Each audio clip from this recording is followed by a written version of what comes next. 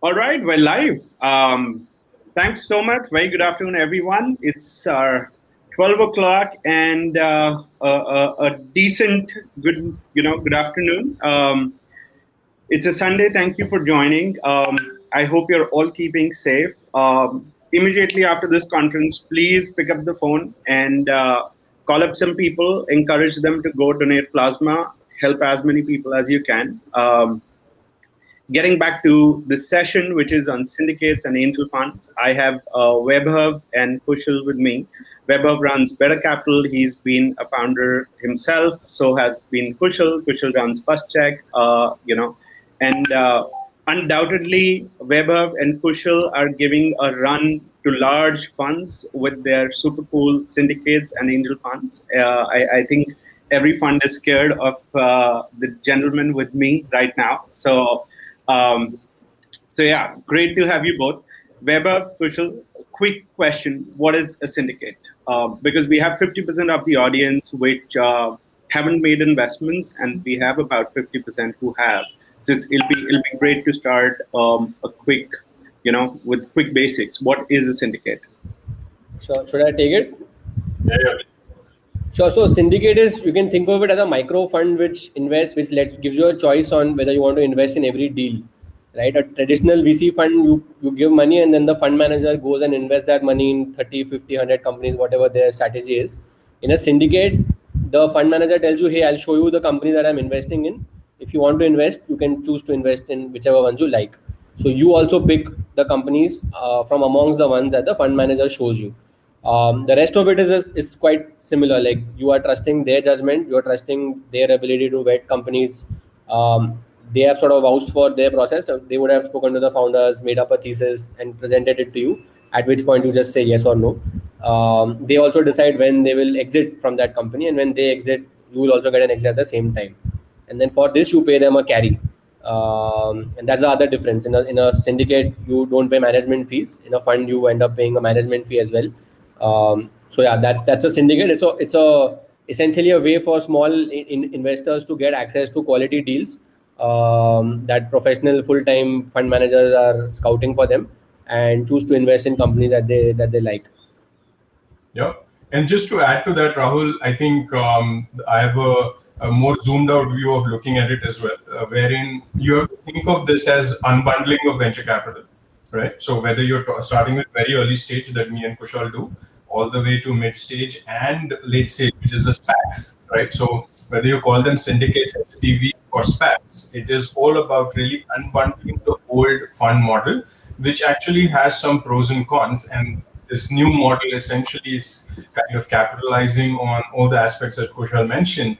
And I think it will be a very large, it's already fairly large. It's probably not spoken about as much, but I think this is the way a lot of venture funding will happen going forward, as we're seeing early stage as well as SPACs. I think mid stage will also go this way. Fantastic. And if you could shed some light on regulations, who could do a syndicate? And we'll definitely get that, but just from a point of view of regulations, right, for the audience, could anyone participate in a syndicate or could anyone do a syndicate? Weber, if you can take like on participation, and Kushal, if anyone could do a syndicate, if you can. So from a participation perspective, I think you have to be an accredited investor. Now, accreditation depends on where you are physically. So if you are an Indian tax resident residing in India making an investment, then there are certain rules that your CA should be able to help you understand clearly. If you are sort of doing it in the US, let's say a lot of people are kind of investing in Delaware Corps from India by LRS and things like that, then there is those rules are slightly different. There is self-accreditation in the US as well, but essentially you want to kind of know what it stands for in terms of net worth and your ability to earn. All of that, by the way, just to simplify, is to make sure that investors who are investing in this asset class, which is very, very high risk, know what they're doing and they have the ability to do it, because you should not be putting all your net worth in something like this and things like that. So the purpose of these rules is to make sure that people know, and then they're sort of investing only a certain percentage, and they're capable net worth wise doing it. Yeah, yeah. If I'm correct, an individual's net worth should be upwards of 2 crores, besides the residence value, and then essentially you can participate in a syndicate or essentially angel invest. Some people, I want to give this a big disclaimer. Some of you may have made angel investments without being actually an accredited investor.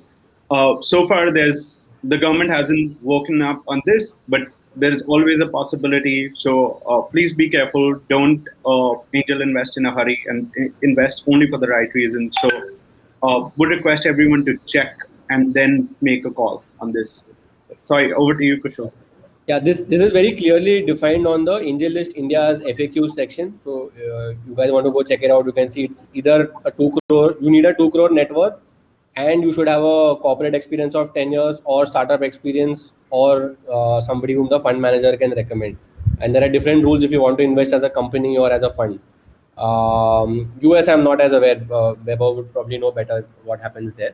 And on question of who can start a syndicate is, to start a syndicate, you also need to be an accredited investor. So number one is you need to qualify on these criteria, and then the platform needs to be comfortable with you. So Angel List or Let's Venture or whichever other platform you want to use, as long as they feel that you have the judgment and the deal flow to be running a syndicate, then they'll be happy to discuss it with you and onboard you. But yeah, I think otherwise anybody who wants to start a syndicate can start a syndicate. A flip question to both of you: who should and who should not start a syndicate? All right, I'll take that. And again, I think there is no one right answer to it. There are different answers to this question, right? So I'll tell you, at Better Capital, I'm essentially running an early stage fund focused on pre-seed and seed. And I chose the SPV model as the model to fund our investments, right? So it was less about starting a syndicate or not. It was more about, hey, I'm starting an early stage fund. I'm committed to sort of taking, let's say, my 20 years of founder experience to now invest for the next, hopefully 5, 10, 20 years. And as I looked at the potential options, there are broad options. One is you go raise a traditional fund. Second is you take the SPV based approach, whether you call it syndicate or anything else, right? So at Better Capital, I think I decided that I'm going to invest, and I chose this structure to run the fund at Better Capital, and we use AngelList as a backend to run all of the ops, right? So everybody who is essentially thinking that, hey, I want to go start an early stage fund, I think this is a great structure for a variety of different reasons, and we'll get into some of that. But that is how I would look. So every early stage fund manager can potentially look at the SPV model as a way to start their fund. Fantastic. Kushal, you want to add on? Yeah, I would add to that, like if you're, so Vaibhav is right, it's a great way to sort of get started as a fund manager. You can build a track record and then maybe eventually raise a fund if you want to. It also works great as a mechanism to actually just run a fund like what Vaibhav is doing. At First Cheque, we also do something similar, not exactly the same, but we have a core fund as well, which we have raised. And then we also syndicate money on top of that. So the fund always invests in every deal that we do. And for most deals, we are also able to run a syndicate and sort of leverage the money that we have already raised in the fund. Now, who should and who should not do a syndicate? I think I tell you, who should not, like, don't get into syndication in a very opportunistic manner, thinking, oh, this friend of mine is starting a company and he's going to get funded from someone. Let me go take an allocation and try and fill it up with on AngelList or Let's Venture. Because like VC and investing is not a one-hit game, right? Like you need to be in the arena for a long time, take enough bets to be able to make it work for you mathematically, make it work for investors also mathematically, right? It doesn't work if you just once in 6 months you show up and do one deal, or once in a year you do 1 or 2 deals. Get into it only if you're sure that you can do 5 to 10 deals minimum per year. Otherwise, it's just you're just praying to get lucky. Otherwise, so that's one. Two, I think, don't do it if you can't commit like you should have some circle of competence if you get into investing, right? So either you are, say you're an expert at SaaS or at fintech or at whatever, pick a space, and then in that space you should be sure that I am going to see like a majority of the deals that are happening in this space at my stage, and that needs full-time commitment, full-time scouting, full-time networking, deal sourcing, spending time on that, because otherwise you see one deal, you see the team is good, you go and invest in that thinking, okay, I found a good deal, I did it, but there may be six other teams doing the same thing who are also raising money, which you just haven't seen yet. So it's not a, like I would say it's not something you can easily do part time. It requires significant commitment of time and effort. You can do it with a day job, but like then both your every Saturday Sunday you better be doing, talking to 10 founders every weekend or maybe more. Like to give you a ratio, like I get 10-15 deals a day, right? And so you are competing with me, and and I'm sure Vaibhav gets as much or more, right? Other people are doing this, so you're competing with people who are getting 400-500 deals a month, and out of which we pick 3-4, right? So just try and think, am I in that ballpark? Do I deserve to get other people to invest with me? Do I have that breadth? Only then sort of commit to doing it full time. Yeah. Makes sense. And just to add to that, I think like Kushal mentioned, I think it's a career, correct? Yeah. It's a career you're choosing. So it's just going to be very hard to be lucky, right? So I think you're choosing a career. Having said that, I think syndicates can be a great way for somebody who is trying to understand if this career is for me. To experiment also, but with all seriousness, right? So that you get to see how it works, what it is like.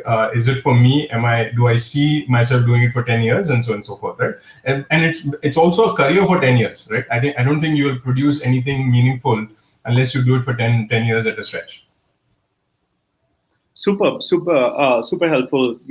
I think you said it right. It's like a stepping stone to become a fund manager. It's.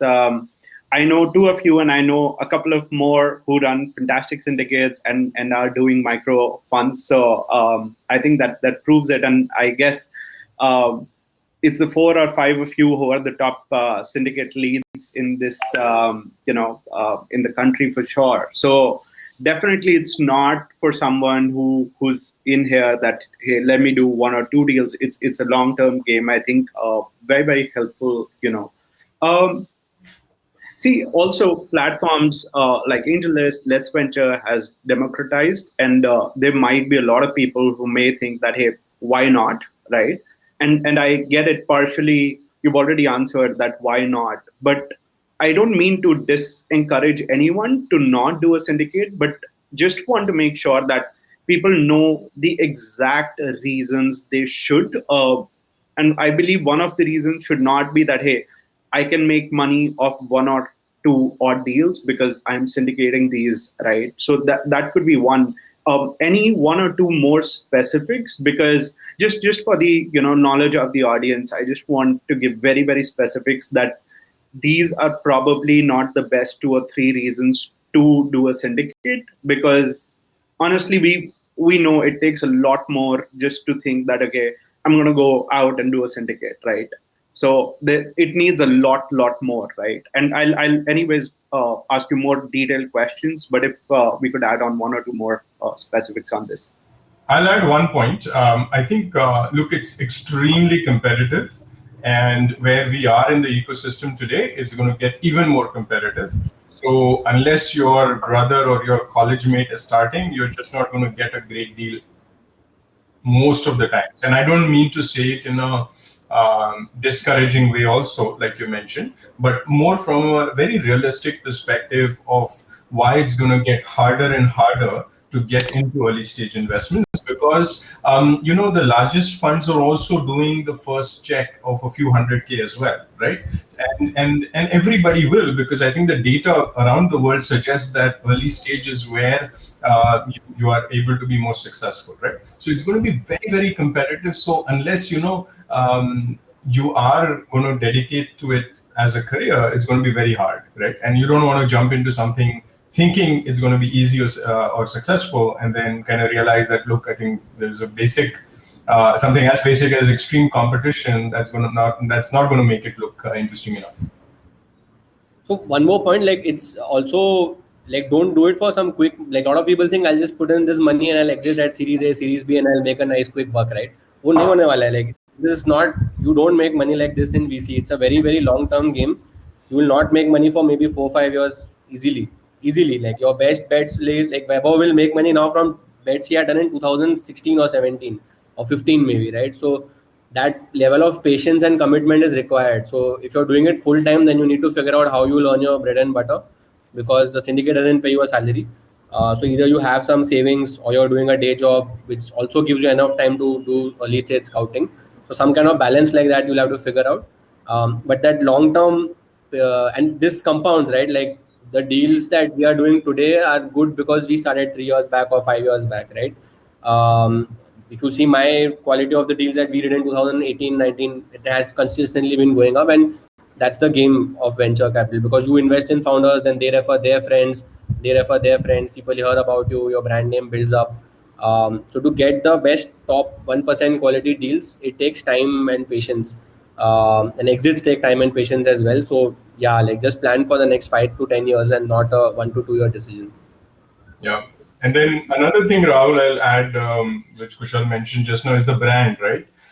So I think either you are part of a global platform that everybody knows, or you create your own, right? And that creating your own is going to be a big effort as well, and a fairly long-term effort, right? It'll probably take you 1 to 3 years for sort of a mini brand to happen, where you will have founders who really value whatever you stand for and will actively choose to take money from you, right? And I think as the competition heats up, all of us will have to fight to prove the value that we bring, so that founders will choose. Because the best deals, I think they'll have more money than they can take, and they will have to choose, and we'll have to just do our best. So it's that hard, right? So I think it's just going to be, unless you're deeply committed, it's going to be super hard. Totally. Professor Velamuri has a question, which is, what are the pros and cons of Syndicate versus a sidecar fund? How do you, let's just define sidecar fund for everyone, just so that it's easier. You want to just define what a sidecar fund is now? I am not sure, and I don't want to guess it. From what I know, it's basically what a fund, say if you're an early stage fund, you made 30-40 investments and say 3 or 4 of them really worked, okay, but you don't have enough money to go on investing in those companies later on. So people raise a sidecar fund which will only invest in those 3 or 4 winners from their portfolio.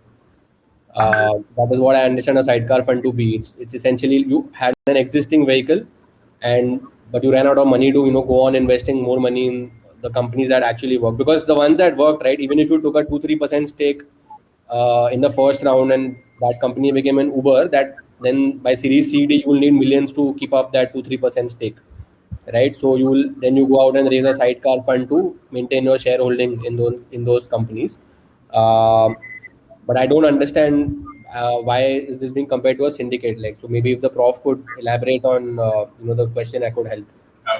So yeah, I think that's what I thought. What Kushal mentioned is probably also called as opportunities fund, where you find more capital to put into your companies. I'm just looking at some of the comments made here. It looks like the understanding may be slightly different as well. So it just depends. But let's assume that it's essentially a fund where somebody has access and they are not able to fill their pro rata. So that's why they kind of open it up and get new investors in, right? So let's call it that, right? I think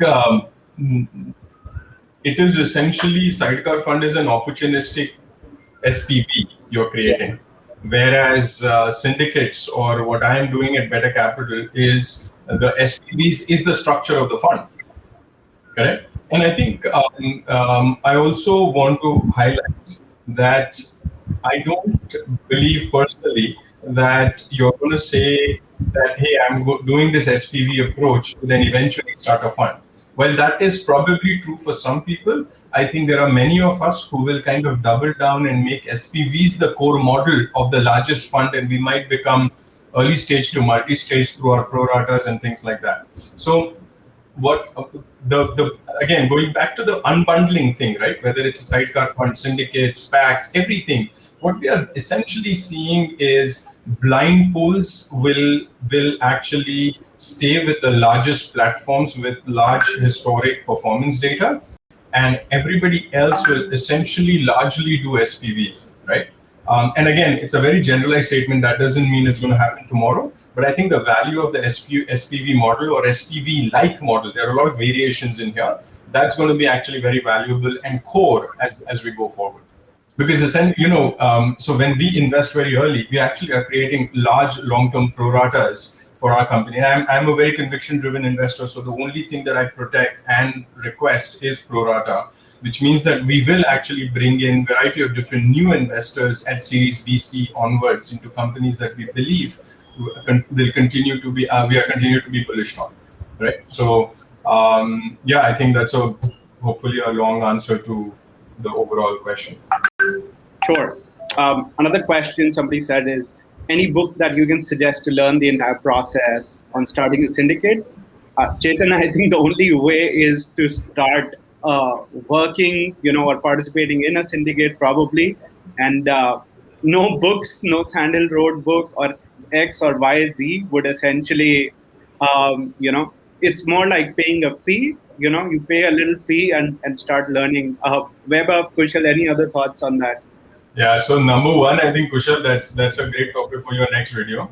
Uh, and no, I think Rahul, you said it, man. I think look, it's going to be. I think the basics are very clear, right? You're pulling capital around your vision, right? And you're basically saying instead of raising a 220 fund, you're going a 020 model with a deal by deal.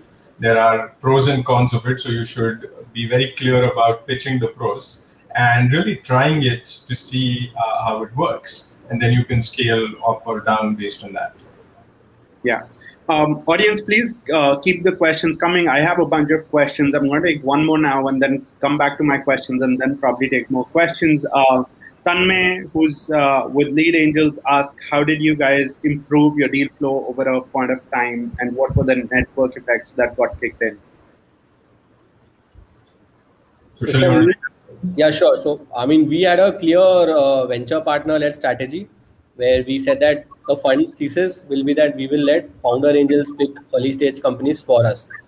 So we set up a network of about 15 great founders from across the country, like, Vidit from Misho and Apramya from Ku, Taxi for Sure, Sri Krishnan from Freshworks, and now Rocket Lane. You can see them on our website. There are 15 of them, and we let them source and pick our deals. So for us, like, that is, we sort of short circuited the entire process of the first 2-3 years a normal fund would have taken to build a brand and build that kind of network and deal flow by just sort of working with these founders and sourcing deals with them or through them rather.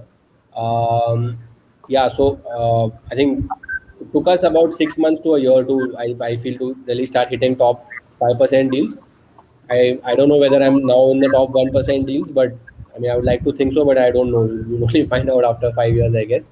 But yeah, it took us about two. So your next question is, at what point did the network effects kick in with this deal flow? I think for me, it was a year and a half to 2 years where founders that we had funded started reaching out saying, now this friend is starting up, their friends are starting up. So yeah, about a year and a half it took to get to that stage for me. yeah. I think for me, Rahul, it was so I did a bunch of personal investments for a while, and we started in Jan of 2018 as Better Capital, the fund. And I think for me, it was really kind of working with founders and taking very deep conviction-driven bets. So if you see our early bets in neobanks, agri, fintech, infra, etc., that sort of probably was instrumental in helping us look good, right? There's a lot of luck in this business, by the way, right? So I think it was a combination of the early bets that we took. Like we did open when it was not even called a bank, right? And things like that. So it is a combination of that. And then look, January 2018, when we started this, I basically said I'm going to write on LinkedIn 3 to 5 times a day or week, sorry. And I've done that for about the last 3 years, right? And that has been the other connection. So a combination of the bets we make as well as what we wrote. And what I wrote was not what I think Peter Thiel or Reid Hoffman have explained it very well 15 years ago, right? I think what I wrote was really, or what I write was in line with what we are seeing on the ground, right? So it is very connecting the theory to the situation on the ground today, the decisions founders are making.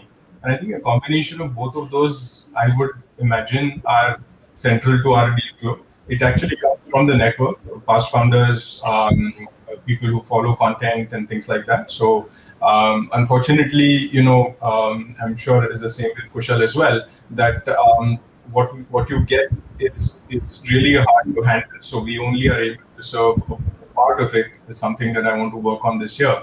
But it probably took a good 2 years for us to be relevant, because I actually I haven't been on the ground in India also. I lived 16 years in SF, came back to India, had no network here. So it took a while to just even, say who you are and why somebody should care about you, right? But I think just be authentic to your model, whatever it is, right? So for me, it's conviction, for me, it's content, and then just thinking through and kind of problem solving with founders from the very early days, right? So everybody just picks their own sort of wedge, and then I think be genuine and authentic about it. Makes a lot of sense. I have a very interesting and an important question for both of you, which is, what are the duties? As a syndicate lead, you have two duties, right? One is towards your backers, right? Because they are investing practically because you're building that confidence that, hey, I'm backing X and Y because they're building this. I believe in them, right? So what are your duties towards the backers, and what are your duties towards the founders? If you could throw some light on that. Whatever you want to take towards the founders, Kushal, you want to take towards the backers, and please feel free to add on. Yeah, Sure. yeah. No, look, I think from a founder's perspective, it's very simple. I've been a founder for 20 years, so I think for me, I think I consolidate everything into one very simple thing. Founders we invest in, whether the one and the ones that we don't end up investing in, right? I think across the process as an investor, I think how you make founders feel is, I think, very central to what you stand for as a fund, as an investor, and things like that. And look, I know how hard it is to miss payroll or be on the edge and miss quarters and miss quota all the time. So I think just have a very deep appreciation for founders at all stages and the struggle that is there, right? So I think number one for me is be as genuine, I think, to the founders in terms of what you can do for them. And I think second is just do whatever. So I'm a very pull oriented investor, right? Which means that I don't want to tell founding teams what to do. They usually ask and pull whatever they need from me, right? Now, very high frequency and async and things like that. But that's what. So how you make them feel and how useful are you to them, right?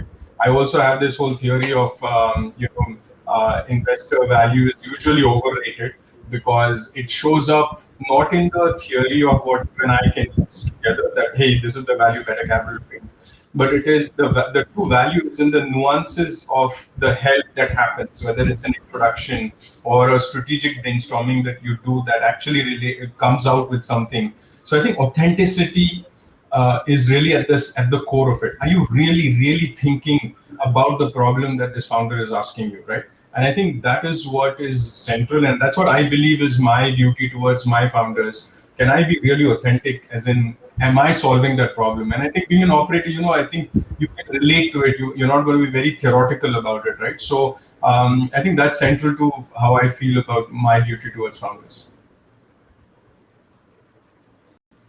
Okay, I'll answer the backers piece of it. So, with respect to backers, I think it's important as a syndicate lead to align our incentives as far as possible with the backers, right? So by that I mean that as far as possible, I will make money only when these people make money, right? So the way to do that is, one, make sure that I include the syndicate in every possible deal, right? So that is the biggest misalignment that can happen, because you end up in this competitive environment. You will often end up in situations where you get only say 10 lakhs allocation or 30 lakhs allocation, and I can't send it to 300 people and get them to fill it. So as far as possible, we try and take like decent allocation so that everybody has a chance to look at the deal and invest. Second is I try and maintain a parity between the backers, so which means everybody gets access at the same time with the same information. We don't send it to some people. Like many people ping us saying, "Listen, why don't you make a WhatsApp group and you send me this deal 3 days before you put it on Angel list?"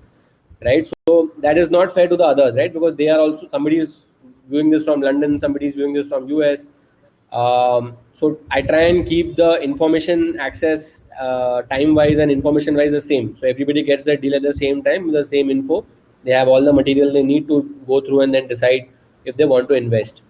And three, I think in some cases people have differential terms. Like I make sure that at least what the terms on which I am investing in the company is the same as what the syndicate is investing in.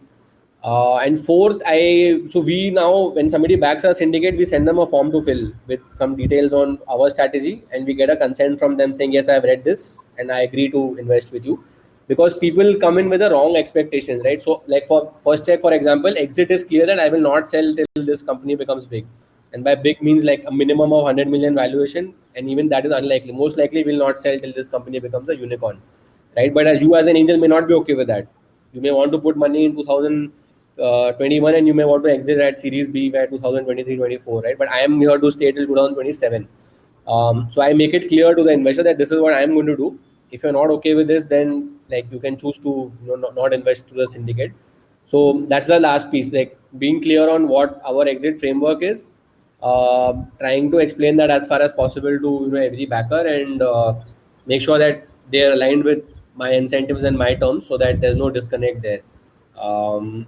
Yeah, I think that's, and of course, your main job is to source great deals as a syndicate lead and keep consistently getting them the best companies to invest in. And I think when exit comes, when the time for exit comes, you'll have to show the quality of your judgment. When to exit, when not to exit. That is something which even I guess we will learn over time. But yeah, those I think are the main responsibilities towards the backers. Yeah. And then Rahul, one just quick addition there is it's a little bit nuanced, but needs to be highlighted. I think Kushal has explained it really well. The SPV model, right? You are essentially creating opt-in as well as far as investors are concerned, right? Which means that hey, Kushal is investing. Here are the terms, and you are opting in to that, right? So it's not the other way around where you're saying, hey, give me your money and I'll figure out how to invest it. You're opting in. And that's why I think from a GP perspective, whoever is running that fund or syndicate, I think it's very powerful because you are essentially not, because I've seen even at larger scales that sometimes your LPs sort of weigh in a little bit on how you think about investing. And which is the other part I really like about the SPV model, because it is opt-in, you're not letting I don't have the pressure of a certain LP or LP group to influence my thinking, because venture is anyway very hard. It's about unique points of view. So the SPV model allows you to say that, look, here's what I'm investing. I'm investing whether you invest or not, right? And you're opting in along with the terms. So I think there is a power of that, which I think from an LP perspective also, I think is going to be net positive, because you are going to let an investor, a GP, take calls that are very unique and that are not polluted by external pressure that may not be aligned with making the best call. Right. I will come back to this point, because this brings me to a very interesting point on a syndicate versus a fund where people don't have the option to select. But I have a follow-on question for Kushal. Kushal, you said that there are X, or probably 100, 200 prospective LPs. For the audience, those who don't know, LPs here with respect to syndicate means the people who back the syndicate, who essentially invest in the syndicate, right? Vaibhav, how do you go about it on day zero, when you probably would have just about 2, 3, or 4 LPs who are believing that okay, we will back this, versus on a day 365th, or probably 2 years or 3 years later, when you have 500 people who are dying that okay, Kushal's going to bring a deal, I'm going to most likely invest in it, right? Because over 3, 4 years of time, they've seen that the kind of deals Kushal or Vaibhav does, and they trust you because they know you're doing this full time, right? Like you're literally day in day out speaking with founders. You're using your networks to figure out how the person is, right? So there's a lot of research work that a great syndicate lead does, right? But how is it in the beginning, right? How do you reach out to genuine, good angel investors that you want to be a part of your syndicate?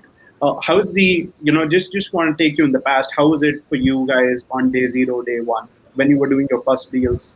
What were the challenges? How did you overcome them? How did you convince more people? How did you network with more people who could back you? Kushal, you want to go first? Yeah, sure. So, I mean, the beginning is hard because people don't know you. They don't know. There's no track record that they can go by. So it's definitely tough. The way we started is so we angel list help, of course. Like they gave us access to some LPs that were regularly investing. So that was one starting point. Secondly, in our personal networks, like people find out that okay, this guy is starting to invest now. I think he's a smart guy. Maybe he'll make me some money. So people who have money to lose will take a chance on you when you start. Then beyond that, once you start demonstrating some success, right, it'll take you like 1 or 2 times you will get lucky. One company that you funded in May will suddenly raise a $3 million round in June, right? And then people realize, okay, this person is picking good companies, so that helps. And then fourth, I think, is your online presence helps a lot. So I've been active on Twitter. I've started doing videos now. I was very active on LinkedIn. It helps people discover you that way. They go see what you're doing. Like I blog also often about how we invest, how to reach us, what are we looking for in founders, and that not only gets us the founders, it also gets us LPs. So people discover me online and then they come and back our syndicate saying, hey, I heard you talk here, or I read that blog, and how can I get involved with First Check? So your online presence really scales, because offline, every person you meet, you will do the same. Like there's only so many times you can explain how the syndicate works to people one on one, right? And you get quite tired of it after a point. So the online thing really scales, and but yeah, the first first 6 odd months, I guess, would be pretty hard. So try and take lower allocations then. Like don't take like 2-3 crore allocation when you know you don't have people who can give you that kind of money. So try and start small, and then as you build it up, as you start making money for people, as you start demonstrating success, your online brand, your network, everything starts compounding, and within a year or two, you will start being able to do larger allocations also. Yeah. Sure. Go for it, Vaibhav. Sorry. Yeah, no, I think a quick addition there. So I think for us, I had a set of people who were already sort of co-investing with me. So when I started, honestly, I think I should give a lot of credit to Utsav, because when AngelList India was coming together, we've known each other from the textbook angel investment days. And he said, let's just, you should start here. And I created one. And I think, if I'm not wrong, the open investment that we made, which was first for me in Better Capital, and it was, I think, the first one on the AngelList India platform as well, right? And I know I put it live, and I was traveling to SF, and I landed, and I had a bunch of emails from a few folks, and I did a few calls. Those 2 or 3 LPs are still some of the closest friends. They continue to invest in open and things like that. So I think there's just so much of, I had no idea where this is going to go, honestly, right? I think the SPV route was clear, but and a few people who trusted me with early judgment was clear, but everything, honestly, after that was really a result of what we did, how it panned out, and kind of the flywheel rotates from there. And I think, like Kushal said, so I think one part is performance of the bets you've taken, and the second part is just, I think, content does go a long way, right? I think that personal brand is going to be very, very crucial going forward. So I think it's a combination of that slowly started to grow. We thought we'll do about 5 or 6 investments in 2018. We did 15. Correct, and I think it's been growing from there every year. So I think it's really hard for the first year, but I think hard is very very relative, because that time I didn't think it was hard because I didn't know what to expect, or I did not have any expectations either, right? But I think it's a combination of how your deals perform. I think that probably works in your favor the most. Sure, sure. For the audience, there's a poll I posted a few minutes back, which is, have you invested in a startup through a syndicate? If you haven't answered, please do. I'll read out the answers in a bit. Um, Taking some questions, but before than that, one more question. So, Kushal, you said you'd like to keep the information at par for everyone, right? Like all your backers practically get the information at the same moment of time. But just want to ask you a question. Assuming you're doing a deal which is around gaming, right? And assuming 10 other founders who were all founders of gaming companies, do you prefer to genuinely take that deal first to them because you feel they'll do an incredible value add because they genuinely understand that space, or you still stick to the same thumb rule that, okay, I don't care, everyone gets it at the same point of time? Do you at times take the deal selectively to a few people only because you're not doing a favor to them, but probably because it makes sense, because there'll be a genuine value add handholding or some experiences which would come very, very handy to the founder? Usually this happens before we decide to invest. Like if I know this person is great at gaming and this gaming company came to pitch me and I liked what the founder said, then I'll go to the gaming founder and say, hey, can you have a chat and give me your opinion too? Usually they would automatically sort of get included in the deal before I say yes, because if I value their opinion that much, then I would go to them and ask them to have a chat and share it with me. And some once in a while we do that, where I won't the day we launch the deal, I might ping some of the LPs that I know will be directly relevant to the company, saying, hey, I think you'll enjoy being part of this deal, and I think you could add value. So take a look, and maybe you should put in a check. But I don't like give them access like a week back saying, let's fill this up now, and then we'll take it to the broader syndicate. But yeah, if the founder says that here's these couple of people I know who would like to invest, then we make space for them, because after all it's the founder's company. But otherwise, by and large, we try and maintain this information symmetry for everyone. Got it. Got it. Is that same for you, Vaibhav? So it's slightly different, to be honest, because I think what happens is we have between Better India and Better US, we have, I think, close to 2,500 to 3,000 backers, right? Now, some we have known closely now for some time. And what happens is you just don't know where everybody is in terms of their cycles and things like that. So, but there is a close group of very high frequency investors for us, right? And I think it becomes a little hard to say that they don't get to do enough. And again, I think Better, like I said, Better is less of a super open syndicate because we are a fund that is taking the SPV route rather than being an open syndicate, right? So we are slightly different from that perspective in the sense that a closer group of LPs who are high frequency investors continue to make up most of our capital, right? So while we want to democratize as much as we can, sometimes there are really fast moving deals and allocations are super tight, in which we are kind of constrained, right? So we do a combination. We democratize it as much as we can, but we're not able to do that, unfortunately, every time. Got it. And you said Better US as well, and there's been a question, Pranay, some gentleman called Pranay has been asking multiple times, so I'm going to read it out, which said, AngelList India has changed their policy where a non-Indian investor has to put a 25 lakh minimum in deal. I'm not sure about this. I don't know, Vaibhav, if you can comment. It's true, yeah. It's true. Yeah. Pranay, sorry, go for it, Kushal.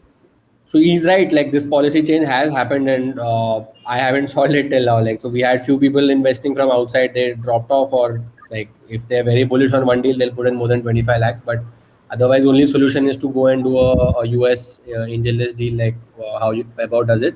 But yeah, there's because it's not entirely their fault. The rules and regulations of running a business in India are just too hard. So the compliances they have to do for a 25 lakh check size is insane, is what they tell me. It's just what it is. So if you want to include foreign money, then you either get them to invest 25 per deal, or you set it up outside of India on the US platform. Yeah, starting 1st April, there have been a few changes. I would also like to quickly answer another question which somebody asked. I can't see who asked that, which is, as a syndicate lead, how do you decide on what percent commitment to show significance of conviction and skin in the game? Usually, the bare minimum is. I mean, to be honest, I've seen exceptions where it's really low, but it's usually about 3 lakh rupees, if I'm correct. Kushal, Vaibhav, if you can answer. But but but the higher it is, the better it is, and it also depends on what corpus of money are you sitting on, right? Like if you have a 50 lakh allocation, or a 3 crore allocation, right? It also depends on how large the allocation is and how much money do you have. If you're doing 10 deals in a year, and if you're not even sitting on your own corpus of 60 to 90 lakhs, then if you're putting in like literally about 2 lakhs in a 3 crore syndicate, then I don't think it shows your bullishness yourself. So definitely maybe doing a little lesser deals, but putting a decent skin in the game is what I would you know that's what would go positive in the eyes of other backers. Kushal, Weber, if you'd like to add on to this. Yeah. So I think that's a great question, honestly, and something that we've thought through a lot about, and I think it is not very well understood, right? So I'll tell you what we do, right? What we do is we basically think of every year as a fund. So 2018 fund, 19 fund, 20 fund, 21 fund. And we treat this as what is in a typical venture fund, the GP commit is about 2% of the capital, right? So if it's a 100 million fund, the GPs will put in about $2 million, right? So what we are basically saying is that we will do 2% or more in every year's investments that we make, correct? Now, I think 2018 was the discovery of this whole problem or model or anything, because honestly, like you rightly said, technically, I could say that, look, in many cases, I actually have visibility to the next round as well. So technically, I could put 25 lakhs in a deal and 5 in another or something else in another, right? However, there are two problems there, right? One is, I think for a GP, the dry powder is, let's say, about 2% or 3% or 4%, then you can't really do that because you will just run out of your GP commit capital in a deal itself, number one, right? Number two is, I think this is something that was also an input to this model, where if your LPs look at your check size to understand how bullish you are about a particular commitment, that basically means the one that you put less, you are less bullish about, and the one that you put more, you are more bullish about. Then my question would be, as early stage venture, why are you doing the less bullish deal at all? Correct. So I think for us, it's very simple. We do a fixed GP commit on every deal that is broadly defined as the 2% or more, and dependent on my own personal liquidity and application of capital every year, right? That does two things. One is keeps us very disciplined, that okay, this is a fixed check size, no matter and there are numerous times where I could have just done a 10x larger check personally for my benefits, but it just breaks the model. It just breaks the model. And remember, I think this is not about one deal. This is about doing this for 10 to 20 years. So you need a system. And the system is very simple. You do 2% of all the net new deals that you do every year, not counting follow-ons. Correct? And then that also makes sure that, there are a lot of our LPs, some of them actually size, and their sizing questions I never answer, right? And they are looking for my answer, right? And if my check size varies, then they get the answer right there, and it could be wrong because we could completely misread it, right? So I think I do a fixed one. I make sure that, from a skin in the game perspective, it is like any other VC fund, and the signaling doesn't depend on the check size. Yeah, for us it's slightly different because our core syndicate commit is from a fund. Like we have a 15 crore corpus from which we put 10-15 lakhs in every deal. So that is standardized as what Vaibhav mentioned. And each deal is also sourced through a venture partner of ours, right? So say say Harpreet from CoCubes, he's a very regular venture partner. If he sources a deal, he has to put in his own money as well. So for them, so for us, as first check, we mandate that they all put at least 5 lakhs of their own money. And if they do that, we put in 10-15 from the fund, and we also syndicate that deal on angel list. So for us, the minimum is 5 from the venture partner, and on every deal, first check will also put 10 to 15 lakhs, and then the rest is syndicated. Yeah. And then Rahul, one more thing, right? I think this is a question that feels very correct and yet very wrong, right? Because you will see that as your performance improves, right? And it's all performance driven. So if your performance is great, most of the savvy LPs who know what they are doing couldn't care less about how much you're putting. Yeah. Because what is important is your ability to pick. And whether you are super rich to do a crore checks or not so liquid to do a 1 lakh, it doesn't matter, honestly. So your performance is going to be very important. And the largest of LPs want access to your thinking and your picking without a requirement about how much you're putting in. So I think that's going to be even more important going forward as we unbundle and this whole concept of emerging managers becomes very mainstream. Got it. Just to let you know, we asked the audience how many people have participated in a syndicate. 23 people answered that, out of which 9 have and 14 haven't. So, folks, for those who haven't, again, if you're an accredited investor, maybe now you know how to get started, how to go and search for some nice syndicates and probably request to join them, and maybe start doing deals. Again, only if you're ready. Take your time. This is really risky. Angel investing is not for everyone. So I hope the whole conference has helped you understand, get different perspectives from founders, VCs, angels, and people who run syndicates, to essentially think through in different ways to figure out whether angel investing is for you or not. But definitely, it's not for everyone. It's extremely risky. Most likely, you're going to lose your entire money. So make sure you're only investing if you're ready to lose it all. Taking a question from British, what do you do when a round is oversubscribed? How do you decide on the allocation? It's a very interesting question. So we do it first come first serve. Like whoever committed first will get their allocation. Once in a while, we might request somebody to reduce their commit. So somebody put 10 lakhs, we'll require them to do with 7 instead of 10 and accommodate other people also. But that is hard to do because, as I said, we gave everybody access at the same time with the same information. So it's only fair that if somebody commits first, they should get that allocation. Yeah, I think the same for us. We just take it offline once it's filled because it becomes very hard to, somebody who has early conviction, deep conviction, to scale them down or something like that. Yeah. So a different question on that note. Assuming you're sitting on a 1 crore rupee allocation, have you gone back and requested to increase your allocation? Has that ever happened? Yeah, that happens. At least for me, it has happened. Few times it happens, not always, but once in a while it does happen, and sometimes the founders are okay with accepting more money, but usually not. Usually the round is already locked in by the time it comes to the platform, and the founders clear that okay, I'm raising 3 crores, 50 lakhs will come from first check, 50 might come from some other syndicate, 2 crores might come from some other investor. So after that, it's hard to increase the allocation once it's been locked in. But if it's not, and if the valuation is also high and the founder doesn't mind diluting more, then once in a while it has happened. Got it. Last 4 minutes. So I'm going to quickly try to take more questions. Siddharth asks, what should an LP understand when the GP's investment is lower than the minimum for the LP? I think, Siddharth, we answered that, right, in a different form. Not every GP can invest a large check, but like Vaibhav said and Kushal said, right, I think your duty is to check, does the deal make sense to you? Does it fit with your thesis? Do you believe in it? And are you backing the founders and the syndicate's conviction, right? Like, do you agree that this is the deal you want to take a bet on? Because the GP is going to make multiple bets and they might not be able to write larger checks in every deal.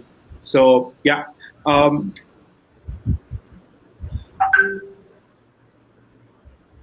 Okay.